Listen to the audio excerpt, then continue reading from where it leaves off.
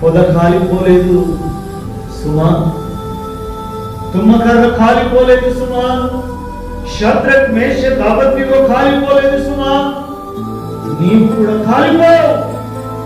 విశ్వాసం వచ్చి దేవుని మీద గట్టిగా విశ్వాసంలో బలపడు, విశ్వాసాన్ని బలపరుచుకో, ఆత్మీయతను బలపరుచుకో, అంతరంగ పురుషుని మరింతగా బలపరుచుకో.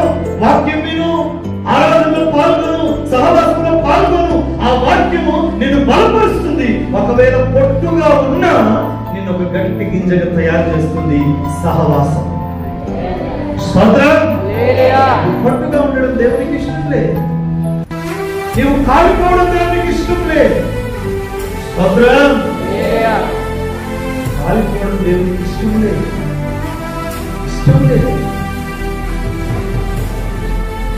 నీవంటే పట్టణంలో నువ్వు కాలిపోవాలని మంటలు వేసుకున్నారేమో, పుల్లు గీపోతున్నారేమో, మంట మండిస్తున్నారేమో.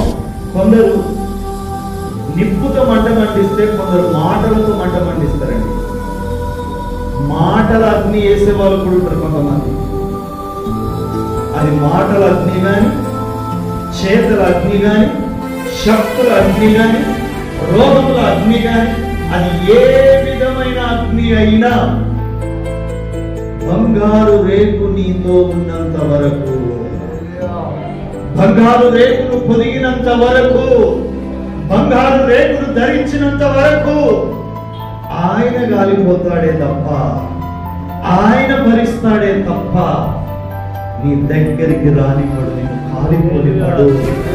చెప్పండి అందరు మరొకసారి ఈ వాక్యం విన్నటువంటి మీరు అందరూ ఒక్కసారి నీ గుండె మీద చెయ్యేసుకొని, నేను మండినను కాలిపోను, నేను మండినను కాలిపోను. ఎందుకంటే యేసు అనే రేకును ధరించాను. స్తోత్రం. ఇంకా కాలిపోయిన అనుభవంలో ఉంటే నువ్వు కొట్టువేమో ఒకసారి సరి చేసుకో.